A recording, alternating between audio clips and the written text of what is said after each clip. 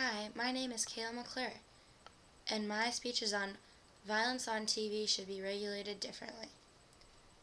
Violence is a bad influence. According to the AC Nielsen Company, the average American watches more than 4 hours of TV each day. In a 65-year life, that person will have spent 9 years watching TV. On average, an 18-year-old will have seen 200 violent acts on television. 79% of Americans believe that TV violence precipitates real-life violence.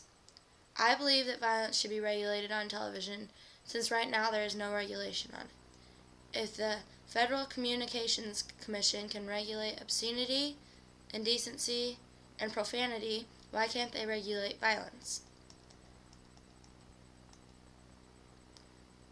Violence on television causes aggressive behavior. There's a big problem with violence today. An estimated 1,382,012 violent crimes occurred nationwide in 2008. According to the U.S. Census Bureau, there's an estimated population of 304,059,724 people in the United States. If you think about it, that actually is a pretty large number of violent crimes to happen around us. In 2005, there was an estimated 687,700 state prisoners serving time for a violent offense. According to Jan Beckman, a licensed clinical psychologist, exposure to media violence causes children to behave more aggressively, both immediately and when they are older. Since so many people are in jail and television helps cause this aggressive behaviors, then television is a very bad influence.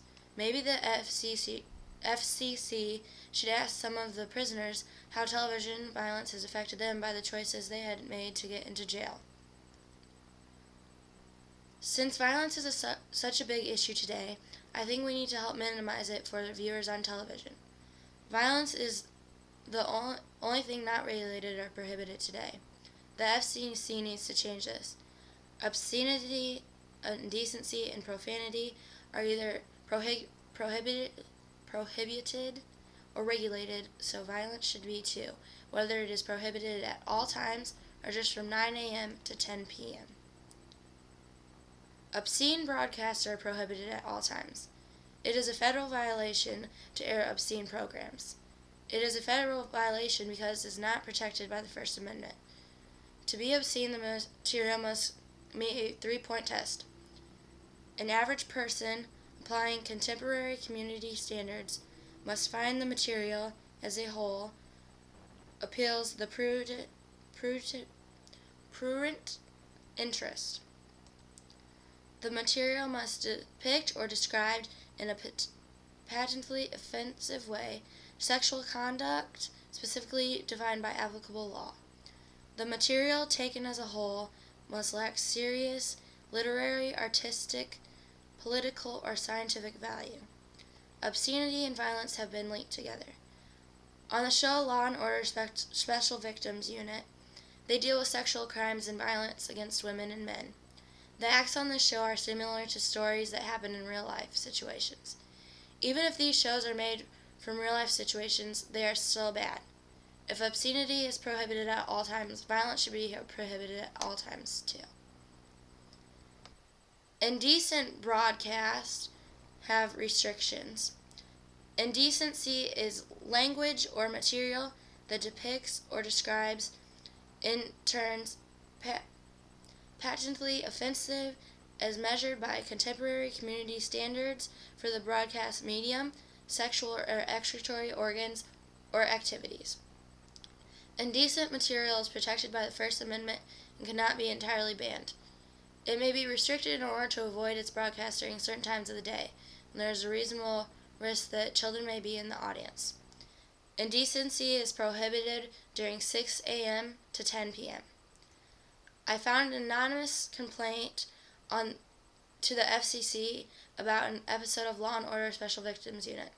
In the episode, the board turns as if there is a knock at the door, and when the boy does just that, a man enters a stall with the boy, pushes him against the back wall, and starts raping him.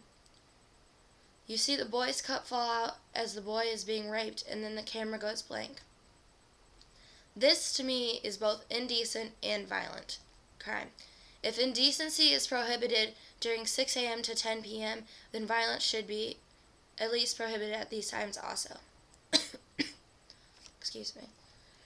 Profanity broadcasts have restrictions. Profanity is language so grossly offensive to members of the public who actually hear it as to amount to a nuisance. Profanity is also prohibited between 6 a.m. to 10 p.m. When I hear profanity, it's usually during a television episode where there is yelling and fighting. For example, an episode of Family Guy, Stewie is cursing at a brain and hitting with a pole about his money. This is using both violence and profanity. Violence should be prohibited during 6 a.m. to 10 p.m., just like profanity is. Obscenity, indecency, and profanity regulations are enforced. Enforcement actions are based on documented complaints made from the public about these behaviors on television. The FCC staff will review each complaint. If there is a violation, the FCC staff will start an investigation. They may send a letter of inquiry to the broadcast station. If there is a violation, the broadcast station must pay a monetary sanction of $7,000 per violation. The FCC may increase the monetary sanction up to $32,500 per violation. If there is not enough information to determine if a violation has occurred, the FCC will send the complaint a dismissal letter. If they would add violence into this, it would be handled in the same manner.